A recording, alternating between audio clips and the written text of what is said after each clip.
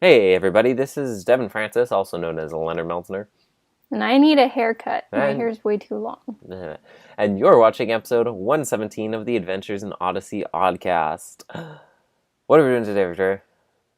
We're doing the Odyssey 2017 2016? soundtrack. Are we also doing a review of the 2016? Odyssey? 2016? 2016. Yeah, not doing this year's soundtrack. Are we doing have we done a review of the episodes yet? Yeah, that's what happens in December, Victoria. I can't remember doing it. Yeah, we did. It was a while ago. Yes, we were also doing our predictions for album 63 because it's coming up in like 2 months. So, getting excited for that because the reviews will be able to come out when the episodes are coming out. It'll be exciting. So, Victoria, we have one news item, of course, to talk about before we go, which is John Fornoff. If you follow our Facebook page, or you would be aware, and other ways you might also be aware, John Fornoff was fairly recently diagnosed with cancer, and he's done a bunch of stuff on the show. He's one of our main crew people. So yeah, he was diagnosed with cancer and is undergoing treatment now. So there's a UCaring to help pay for his treatments. Link is down in the description. People have been very generous about it so far, and it's been a delight. But I told him that I would also put it directly into an episode so that everyone could hear about it and go and try and support him while he's doing this stuff. After all of the amazing work that he's given us over the last 30 odd years on Adventures in Odyssey. So, Adventures in Odyssey Club, Season 3, 2016, soundtrack. Yeah, we have the art for it here. I like the art. I always like the art on these. Yeah, as you can see, like the last two, we got like 5 pieces of art from the season. Left to right, we have Walk This Way, Predicament in Biblical Proportions. When One Door Closes, Part 2, the Things Not Seen, and Untack the Halls. The description that's given on the AIOC for it, we got Victoria to read it. Oh, I have it brought up on the Odyssey right now. I just logged in. Season 3 once again showcases Odyssey composer John Campbell, yet also dabbles in the cinematic stylings of Jared de Pasquale when One Door Closes. Lift your spirits with the jaunty innocence of Walk This Way, Untuck the Halls, and the Journal of John Avery Whittaker. Methodical Asian strings capture the tension and trials of Vietnam's refugees in The Boat People, and relax with African themes and raindrop-like percussion, The Good Soil. Your great musical adventure awaits! Exclamation mark. I read that so poorly. I was going to say, so lackluster. I was trying not to stumble over all the words. So this album, average track length was 2 minutes 55 seconds. So 5 seconds longer than Season 1, 14 seconds shorter than Season 2. So it seems 3 minutes per track is pretty definitely our mode for what these soundtracks are going to be. What are the songs called, Dev? So first song is Christmas in January. I love the Scottish flair in the middle of this track. And it's so good. The whole piece really captured young wit's optimism and zeal for life really well. Know. I think it's positive. It's not like crazy over enthusiastic and stuff, but it's just like it's really positive. It's well tempered with the sense of wonder to it. And then there's also a little bit of the opening in the William Tell overture, which is like the classic morning song. The do do do do do do do do do do do. That's the song that plays when he talks about love, some of the narration and stuff. Yeah. But this song was so perfect. This one was one of my 3 favorites in the soundtrack. Mm-hmm. I'll say what my others are when we get to them. But like, it was one of my 5 favorites. I like a lot of songs. One of my 12 favorites. Yeah. But it was my favorite one from January. I think like it summarized like Whit's entire childhood perfectly in one song. Like it has Bless like the the death of his Scottish mother. thing, and it has like the main theme of Odyssey just like weaving in there seamlessly, and it was so perfect. And like when the Scottish like kind of things started going on, I got so excited, and it was really good. Yeah, it It was was a really good one. perfect. If someone would like had to ask me to play a song to summarize Whit's character, I'd be like this, but maybe a little less heavy on the Scottish for if it's trying to portray him nowadays. Also, I'd make it like on a record that's really quiet and it sounds like it's breaking down every now and then because he's super old. Um, so February we have Walk This Way. It's always so hard to convey with words what the music is evoking because we know John Campbell's music so very well. It can still be obvious what he's trying to portray as a concept compared to like what we associate with it in the show because we've heard it so many times, but sometimes it's only like this really abstract concept. Like there's a really solid central motif throughout this piece that dun dun dun dun da da da da da that feels very pageant-y to me, and I like it. It's like listening to the opening of this piece. If I didn't know what the episode was, I could tell you probably. It's set in Odyssey, slice of life episode. Nothing too serious, but not like super silly and comedic either. Probably not focused on the kids, maybe, but probably not.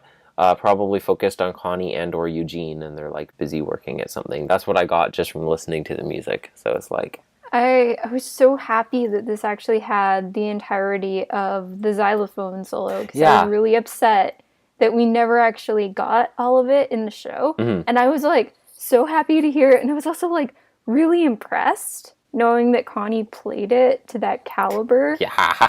Like, and she learned it so quickly. And I was just like, dang, my girl's got talent. Yes. I also love it when the tracks like this one, like they try and capture moments of like introductory piece and then conflict and resolution music wise. Like you have like the full flavor of the episode. And Throughout. there were some parts that sounded very Penny-ish. I was like, you can tell Penny's in this episode. Like, It's amazing. I could hear this song playing while she's walking around. It's amazing like what you can pick up from John Campbell's music. I think that this one and John Avery Whitaker like encaptured the episode that it was the best out of all the songs on the soundtrack. Yeah. So, March, we have God Opens a Window. Crash. See what I mean? Part 1. The opening to this one is beautiful. I recall likening a track in the past, probably season 1, to the Riven soundtrack, and this piece opened much more like a piece from Exile soundtrack. Probably a track from Voltaic, possibly Janonin. It's like, I love it. And it picks up into, like, it's very, very cinematic. I can see what they mean in the description about it. It's super cinematic, horn-centric piece, and then it turns into a more lightful, playful piece centered around light strings that are both arco and pizzicato. There's a lot of variety in this one. I really, really love it. There's some songs I remember better than other songs, but all the songs were really beautiful. I think around this point when I was listening to the soundtrack, I was thinking like, this actually sounds like a movie soundtrack. I think it might have been this one. It might have been the Boat People Part 1, but some of the songs gave me like Studio Ghibli vibes, honestly.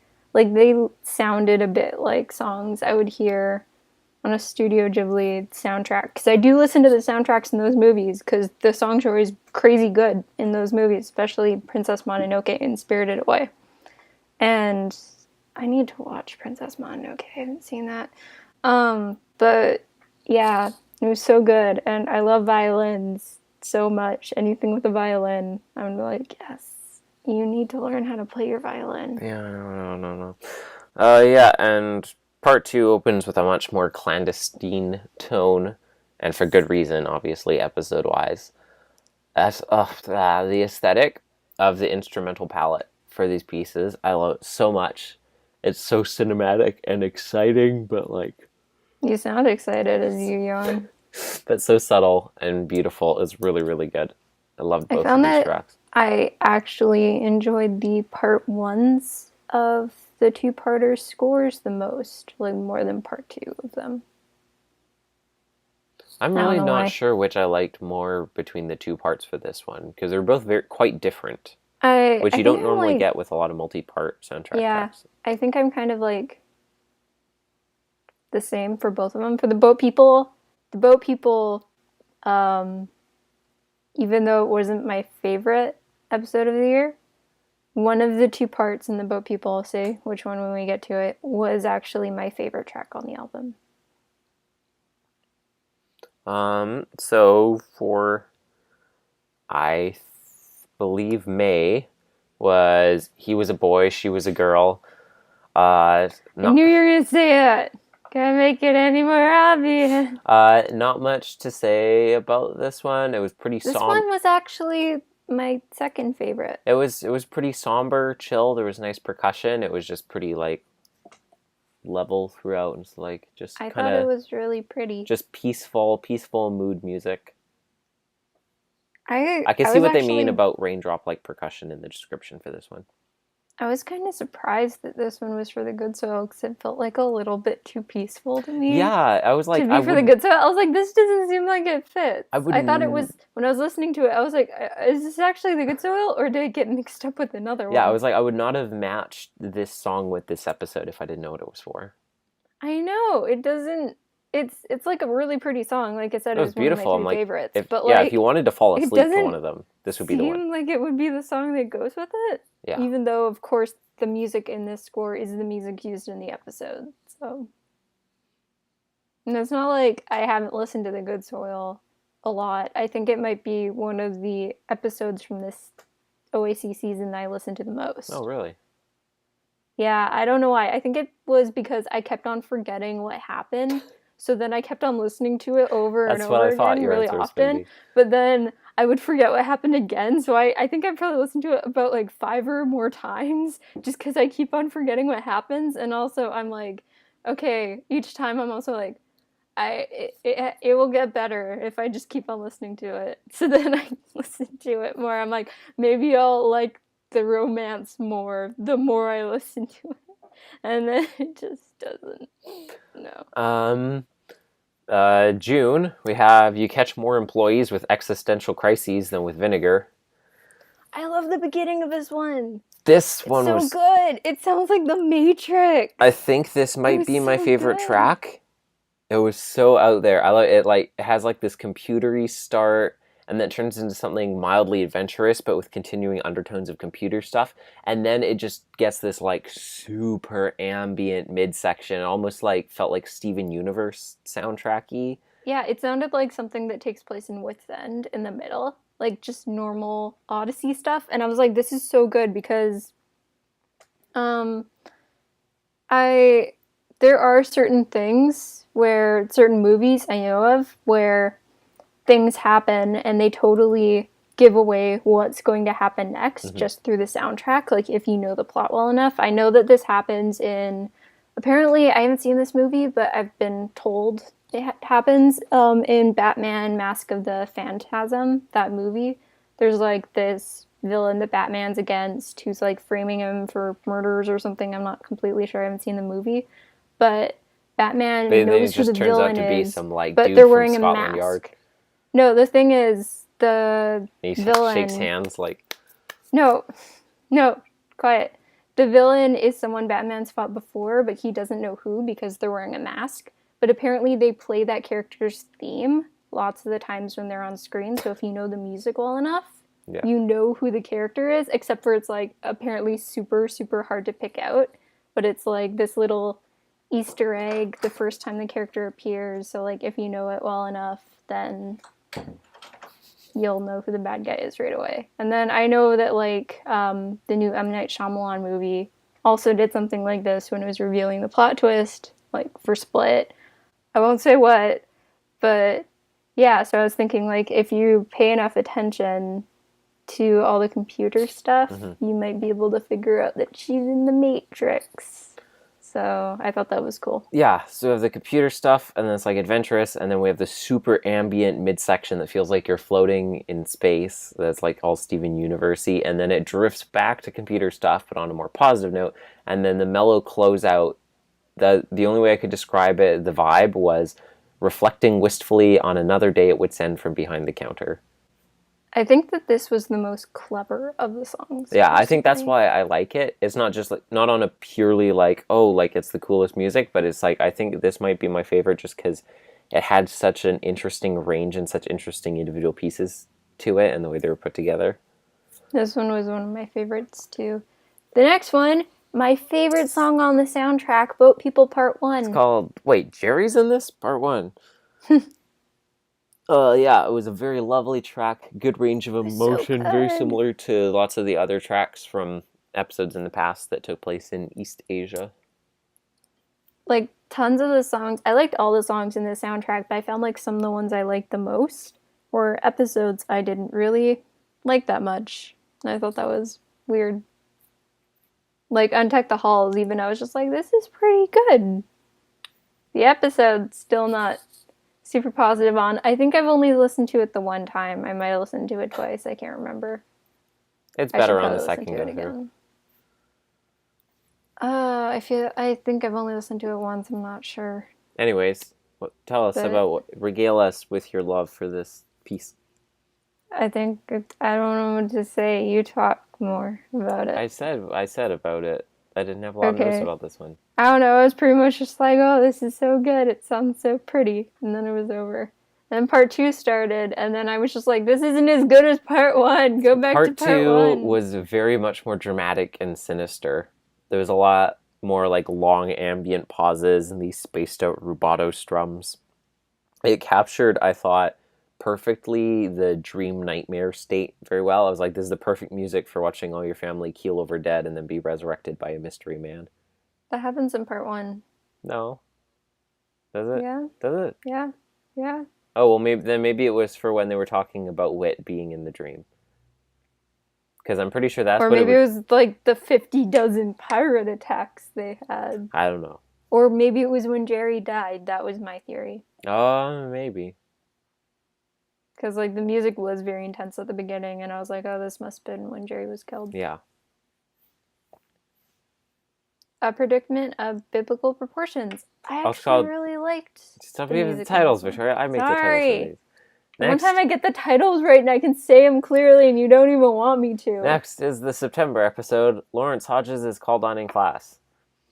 I was expecting this piece to be, like, wildly all over the place every second. Like past episodes of this type, like, the All By Myself, and it had, like, all of these switchy things because of Wooten's mixtape that he made for Penny. But no, the opening bit, I have no idea where this comes from, but the opening bit sounds strikingly like Novacom. Like, it sounded like a very grounded song, and this like this a lot like The Good Soil. I was like, am I listening to the right song right now? It starts out with like light electric guitar with moderate distortion over keyboard with very similar motifs. I would have thought it was from a Novacom episode at the beginning of this if I didn't know. I was like, what is going on here? There's nothing in the episode that resembled this. I thought of Novacom too, but like, and then it cuts to a Western with a lot of drama. I'm like, okay, that was it doesn't fit at the beginning. That becomes a Western. There was much, much more drama in this music than there was in the episode. Especially the Western part was like so dramatic. I was like, the episode didn't have this much drama in the Western bit. In droves. By magnitudes, I should add. And then it cuts back to normal episode for a moment. And then we get like goofy Conan Doyle. And then it cuts to much goofier Wonky Willers. And then Alice in Marvel Land is probably what the next bit is supposed to be. Which climaxes to the end of the piece. Yeah. Where Your Treasure Is. I thought it's amazing the problems that can be solved by consent forms. That's what I call this one. I thought I would like this one a lot more than I actually did. I wasn't super crazy about this one, actually. Yeah, this one seemed pretty, like, average to me. Very minor ambient opening, and then it slowly builds through the first half into an emotional climax. It pulls back, keeps a steady hand on the gentle feels wheel, which is what happens when you kill a whole bunch of puppies. And then there's a touch of hope that grows throughout the latter half. That's all I had to say about it. It's like I think I said Where Your Treasure Is. Actually, it might have been Journal of John Avery Whitaker was my favorite of the season, but I think this one was like very close, if not my favorite. I can't remember which one I said, but I think it's weird that like my favorite has my least favorite song, and then one of my least favorites has my favorite song. I don't know. It tipped the spectrum and everything inverted. Yeah. So for November, we have Ashmita is a god and you should fear her. There were a lot of instruments I didn't recognize here, but I will assume are native to Nepal. I'd love to hear more about the development of these scores for the international episodes. There wasn't as much emotional range on this piece. Like, it was pretty upbeat and light throughout. I never felt at any point... Sorry. I never felt at any point like I was in a building that was simultaneously flooding and burning down. So... Sorry. Everything I just said was for Where Your Treasure Is. I forgot about A Forgiving Heart. That makes more sense. That makes more sense. Yeah. Especially since I said Where Your Treasure Is several times while I was talking. Yeah. Forgiving Heart was kind of bland, and I forget what it sounds like. That makes more sense. Yeah, I was confused when you said that about it. Yeah. It was very like... Yeah, there's like not much to it. Yeah. Where Your Treasure Is good. Yeah, I love the international pieces. Like, we got to hear flavorings of a lot of different instrument palettes and stuff and different stylizations. Like I said, I wasn't really super crazy about this one. I thought it sounded like a really average overseas mission episode soundtrack. Yeah. Like I said. Like, it didn't really have anything that sounded like really special to me, or something that wasn't done before. It was the same tone throughout the entire song. It was kind of upbeat and light. There was like no tension, no conflict, and I was like, the episode was like... Ashmita's just like, killing everyone in this episode. She's the Avatar. And fire. I had like that Avatar description for the episode and everything. Yeah. And then finally, December, we have A Very Luddite Christmas. So... What's a Luddite mean? Like the people who would, throw their sabots into the flywheels and stop the presses. Because they're like, technology is taking our jobs. Okay, I don't know what a sabo is. There was a whole conversation about it in Renee and Yuji in her first episode. Probably. Eugene's like, she's throwing her sabo into the flywheel, and then she explained like the history of it and stuff, and it was all... I don't remember that. Yeah. I was actually thinking today, it's been a while since Renee was in an episode. Mm-hmm. I hope she's not gone forever. She didn't really have a goodbye or anything. Probably not. I mean, the last episode she was in was was October, right? Yeah, but it's... The episode for April's, or for May's already out, and she isn't... Well, I know, but you have to remember 3 of the episodes this year so far were all one big 3-parter historical thing, right? So I guess. I was thinking, like, she just, like, started to reach the peak of her arc, and then she, like, never appears again. It's like the Strasbergs, and she's like, you have many more important adventures. They never do anything. We're never going to tell you about. Hand Up was just like, we gotta stay so we can keep on doing Hand Up stuff, and then Hand Up disappears, and... Yeah. Jeff Lewis. Yep. Very Luddite Christmas. So it's Christmas music. What can I say? There's some Joy to the World mixed in there, and jingly bells, some dramatic trills and chimes. It was pretty standard fare for an AIO Christmas music. I thought it was pretty average Christmas music. I still liked it. I liked it more than the actual episode on Tech Balls. There's like kind of plotting music of light conflict in the middle, which quickly resolved back into Christmas Wonder.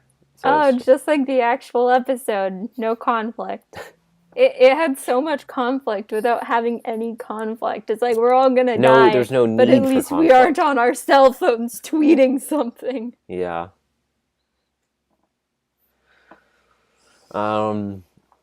Yeah, so overall, IMO, best tracks were Journal of John Avery Whittaker, both parts of When One Door Closes, Things Not Seen, and Boat People Part 2. My favorites were Journal of John Avery Whittaker, Boat People Part 1, Good Soil, and Things Not Seen. And I'll say Things Not Seen was like my absolute top favorite. Least favorite, either A Forgiving Heart or The Good Soil, I think. Just because it's like I just exited the thing. Now I have to find it again. they sounded nice, but it's just kind of like it's just kind of like, oh, it's just nice music without really any change in tone for 3 minutes. I think my least favorites were maybe Unforgiving Heart. I don't even remember anything about it. At least I remember something about all the other ones. Yeah, this is a really good album overall. Like, on my second listen, I found so many tiny little details in the songs to love. It's always hard to compare these albums to each other. I think I would put it over season 2. Maybe over... I think this is my favorite of the soundtrack so far. Maybe over season 1 as well. I think this might be my favorite one so far. I'm going to give it 4.7 out of 5. I don't know what to rate it. I'm not good. No, 4.5. 4.5 out of 5. I don't remember what I gave the past ones because we didn't know how to compare them yet because it was the first time we've done this, but I think it is my favorite, and I'm putting it at 4.5 out of 5. If that conflicts with previous ratings and where they were relatively, I don't care because the scale has been scaled. I'll give it a 4.3 out of 5. I really liked it. Like you said, if there are any ones I've given higher marks than this, then just knock a mark off to make it lower somehow, because this one's my favorite. Yeah, I remember when we rated the first one, I was like, I have no idea what to give this because there's no frame of reference to compare the quality. It's like when we did the TV show episode. It's true. Yep, that's about all I have to say about it. You have anything else? No, I really enjoyed it. I'm not sure, but I think this one might have come out sooner in the year than the previous ones, even though it's taken us a while to get around to recording it. It came out in like late March or early April or something like that. I feel like they're getting faster each time, which would make sense. So I'm not sure. That's nice because it makes it closer to us having the episodes themselves still in our minds. Yep, so now we're going to talk about the Up in the Air album 63 predictions. What's going on with that? So I'll turn you over to that right now.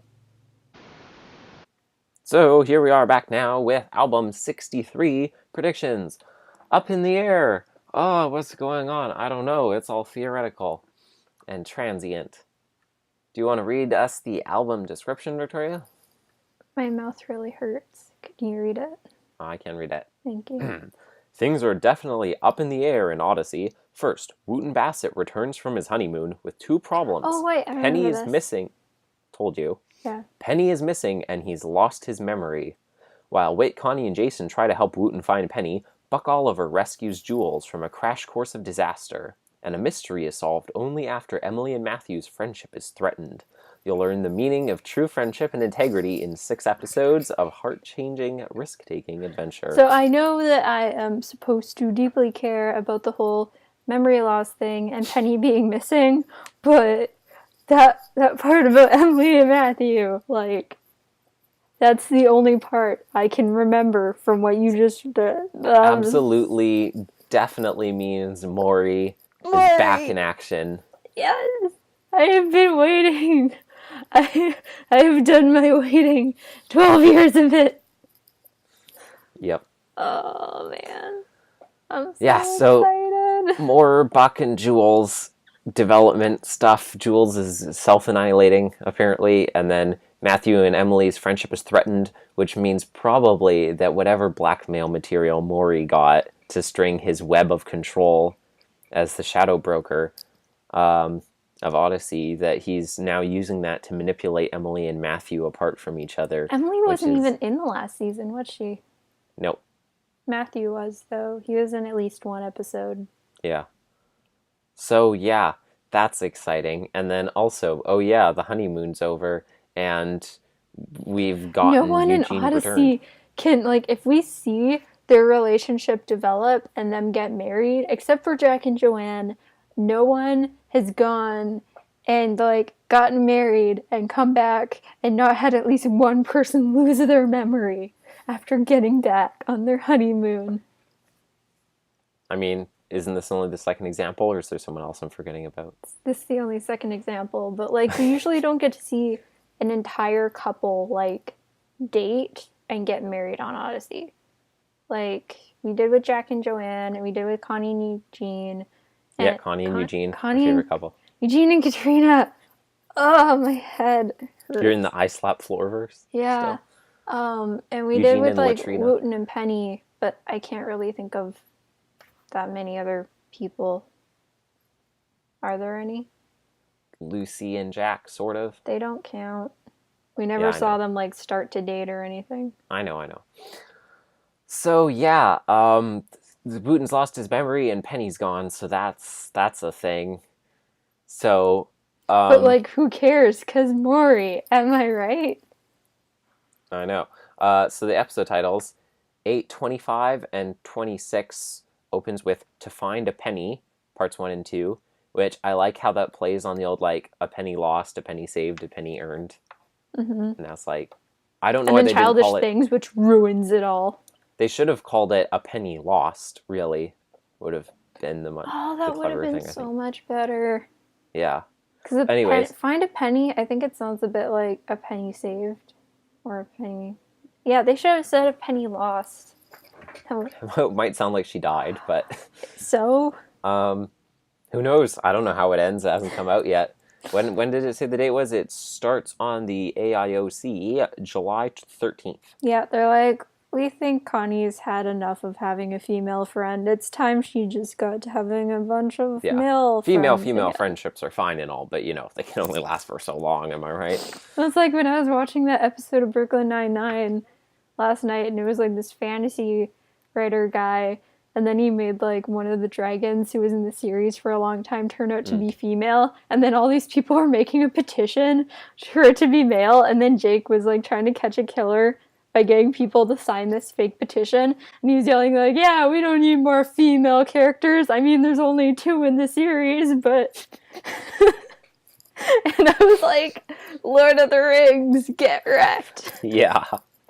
820, so that's Find a Penny is written by Kathy. 827, Friend or Foe, probably the Maury, Emily, and Matthew one. I think it's the Maury one.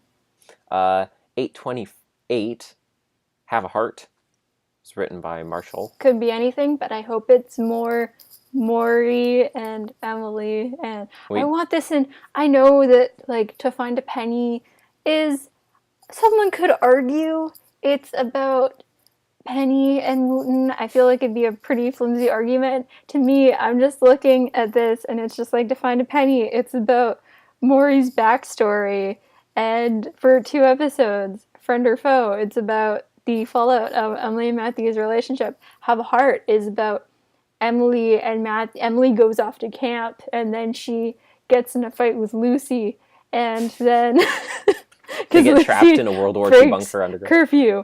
BTV Revenge, that's when Richard Maxwell tries to like mess with Matthew at Campbell County College. And then Crash Course is the Nemesis episode, but then it just ends and nothing ever gets resolved. Yeah, so 829, BTV Revenge, like you said. We talked about this last time, another BTV episode written by Sam Suxieri. So Have a Heart and BTV Revenge we both mentioned last time. I hope they mention Bernard in this episode. He was hoping. Once. And then we end on 8:30, Crash Course, which is clearly going to be the Jules and Buck one, because they literally say Buck rescues Jules from a, quote, crash course of disaster. So that's the finale. Do you think it's going to be an actual like car crash? I don't think so. It'll be like Aubrey. The fact that it's the finale means it could be quite a dramatic crash course of disaster. Oh, I think so. But like Maury though. Maury is currently the Jeff Lewis, because Jeff Lewis isn't here. So like if Jeff Lewis isn't here, I have to freak out about Wellington. If Wellington isn't here, then I gotta freak out about Maury. I need someone. Ever since Jay left. Without Jay, it's Jeff. Without Jeff, it's Wellington. Without Wellington, it's Maury. Without Maury, what do we have? My evil Blackguard son. I will not accept Blackguard, like Buck, being related to Blackguard, but I will accept Maury being related to Blackguard. He's Fine. like an You can orphan or whatever, so You like, can make your own you can- headcanon video locked in the bathroom this time. I will.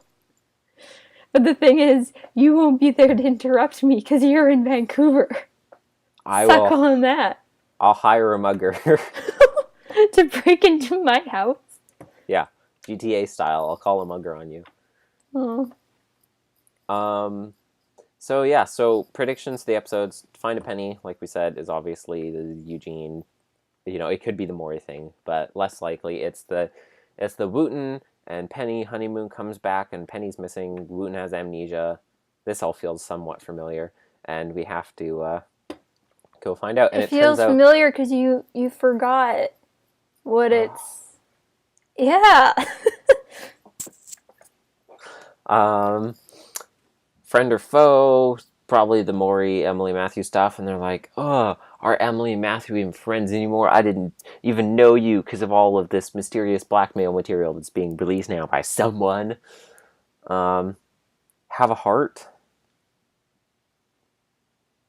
I feel like that one can be about anything, honestly. Yeah. It's probably like something that's not even mentioned in the description. Yeah, oh, well, yeah, obviously because there's only the three things, but I mean, I really just want from it the to title, be a Maury episode. The title's pretty vague because it's like have heart. It's like what? Be nice, be merciful. Maybe you could get that specific, but in general, the title. I bet it's gonna be like the Like a Good Neighbor episode or something like that from the OAC with Emily. No, yeah, not Emily. Olivia. With Olivia, yeah, I know what you're talking about. Like you a Good Neighbor, State Farm is there. About. With that grammatically correct robber who I love. BTV Revenge. It's going to be a BTV episode. Hey, you know what they fixed from last time? There's only one name in the title. Yeah. One word, I mean. It's not the last BTV. What does it mean to take revenge? Let us ponder over this. What was not the last one? I can't remember what it was. It was To Tell the Truth. Which, you know, obviously wouldn't have worked if it was called, say, BTV Truth. Do you think they changed it because they got complaints? I hope so. I hope so, too. I hope they mention Bernard. I mean, like, it might be too late for that because they didn't in the last one, but I want to be hopeful. You know what? You know what has happened since then? Closure on Tom's death. That's true. That's what I'm thinking. I want closure on Bernard. That they could do this, yeah. We have closure on Jack and Joanne, even though they're still alive in Odyssey. Mm-hmm. But we have closure on them because they're not going to show up again. They're even still like, I listened to like Father Like Son today. Jason Fathers is, and Sons. Fathers and Sons. It makes more sense now. It's I was Triple confused. J's I was like Antiques, so like they're going to talk about that more. Why like Father Like Son? That's the Grady and Wooten episode. Yeah, so I was like, why that one specifically? And then as soon as I started thinking about J&J Antiques, I was like, oh, you meant Fathers and Sons. Their titles are too similar. It's fair. I can't remember anything anymore because I'm old now and everything's so new. There's so many titles. There are episodes I've only listened to once. It's crazy. When do these come out again? July 13th is when they start coming out. I'll be able to start listening to them soon. Yeah. Another 2 months. Oh, they come out after my birthday. Yeah. Watch your hair on the mic. I am watching my hair by the mic. What about it? It's beautiful. So BTV Revenge, you know, it's BTV episode. And then Crash Course, which is going to be about Buck and Jules. And Jules is apparently on a path of self-destruction. Like, but what else is new? Yeah, so I don't know. I feel like it's probably something non-trivial, given that it's a finale. So I don't know. She's an alcoholic now or something. Maybe she's just like started dating a whole bunch of guys who are named after days of the week.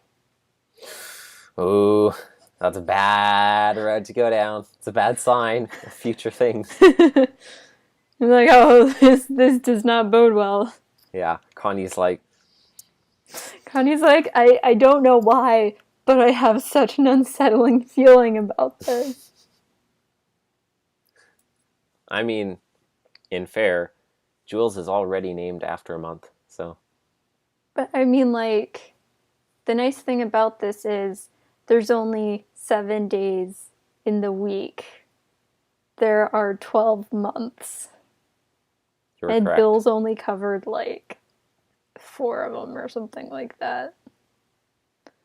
Covered June, April, May, and January. And I feel like so 5. month names are more common than week names, unless Jules finds a bunch of people named the same thing. Oh no. Yeah. People do have the same name, but yeah. That's so crazy. Bill has covered 5 months of the year and named his daughter after a 6th. Yeah, that's still really... Why I don't like that he named her that. I know, that's creepy. still really creepy to me. It's really creepy. He's like, I only like names that are month names. I only appreciate people in my life who are named after months. And Connie's just like, what about me, Dad? And he's like, what about you, Connie? That is incorrect, because Connie would not ask, what about me? She knows good and well, Victoria. She learned that lesson. Connie's like, love you too, Dad. And he's like, she learned who that are you lesson again? A long time ago. Tear. So let's look at this art. Woot and Penny skydiving.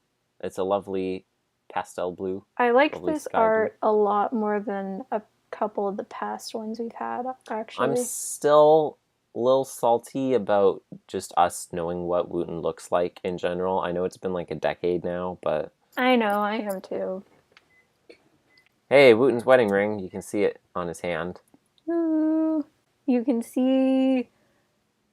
Penny? Nope.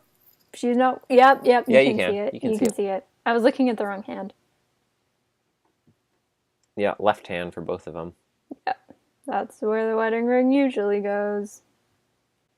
So, they got some toques on. Look at Wooten's teeth. They're so pointy.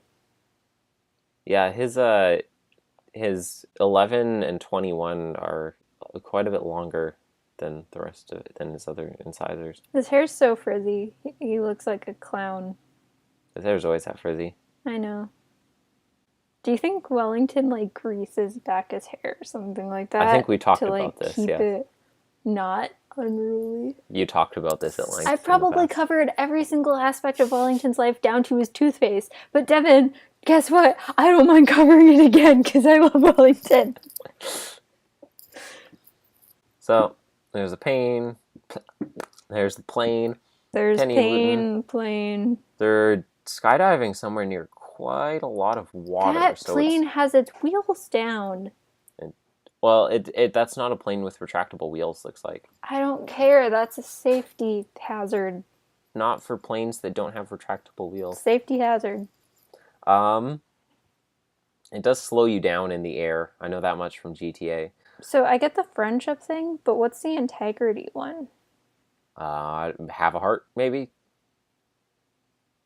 Maybe revenge? It's for Maury? Could be. Yeah, I'm thinking hey, friend or foe probably applies to both of these. Yeah. BTV integrity. No, it takes integrity. Like, that's a good episode. Mm-hmm. That's a Sam. No, that's one with Isaac, isn't it? Or Sam? It Takes Integrity is the Kurt Lucy election. Oh, right. That's part a 2. Good episode. In album 13. Kurt and Lucy elections are, like, always so intense. Yeah. Especially that one. I mean, the first one wasn't that intense. The first one wasn't, but the second one was because of They're always so intense, by which I mean the one I'm talking about. Yeah. So, Penny Wooten, clearly in some coastal area, because like do you think Penny forgot to like deploy her chute, and that's why she has amnesia? Cause she like hit her head really hard. What's that thing on Wooten's hand? Wooten has amnesia, Victoria. What's that thing on Wooten's hand? Oh, I'm guessing it's an altimeter. Oh. Because so he knows when to pull his chute. I was hoping for like a more exciting answer. Like a bomb? What would be a more No, exciting answer? I was thinking like Is he something he's playing Pokemon Go on his Apple Watch at 15,000 something feet. to like remind him where he is and reorient him because he has amnesia. Oh, yeah. I like how you're positing, like, yeah, Wooten got amnesia partway through the honeymoon, and they just decided to continue on with activities like skydiving while Wooten doesn't have his memory. So what I want to know is, what kind of memory loss does Wooten have? Retrograde amnesia? Well, it doesn't specify. Well, obviously it's not anterograde, otherwise he wouldn't don't have know lost that. his memory. Yeah, I do, because it says he lost his memories of what happened. That's not what anterograde amnesia is.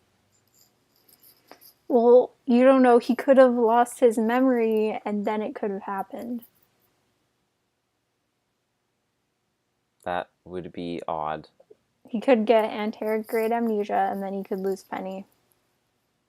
Yeah, that would be weird. Because my thing is, like, if he has retrograde amnesia, you would think that, because it's usually like you don't remember the most recent events, and you remember things from like your earlier years and stuff.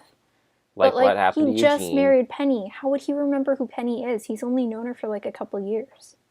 Well, it doesn't have to. It depends how recent it is. Because they're making it sound like he forgot like the last 2 minutes of his life, and it's like, that's not good enough. Retrograde doesn't specify how long the recent period has to be, does it? I know, but like, that's like me saying, oh yeah, one time when I passed out, I got retrograde amnesia. Like, there's no point in saying it. Well, yeah, but it's like Wooten presumably forgot like the last... They've been on honeymoon for maybe a couple months now. Yeah, they must be having fun. Yeah. But like... But my point is, that is to forget the whole honeymoon, if that's how much you like, forgot that. I forget where I put my keys, but that doesn't mean I start saying that I have amnesia. Well, no, there's a difference, Victoria. We don't know how much he forgot. He could have forgotten the last several months. So he won't even remember he's married to Penny. It's possible. So he won't know who Penny is, possibly. So he won't know that he lost her. Maybe. That's my reasoning, because he's like, I lost Penny, and then people are like, who's Penny? And he's like, I don't know. I don't know why they're asking him who Penny is, but... Okay. So there's not much else to the art. I want to know where they are here, like I said. Do you think they get separated while they're skydiving? They're near the ocean. Penny drowns. Yeah. Yeah, there's not a whole lot of details to nitpick about this one. I think that's all we can say. My laptop's about to die, so like... You should plug it in, because you do this every time we record. Yeah, I do. You think you would get used to it? I am used to it. Doesn't mean I can't get annoyed. So, Victoria, do you remember what we're doing next time?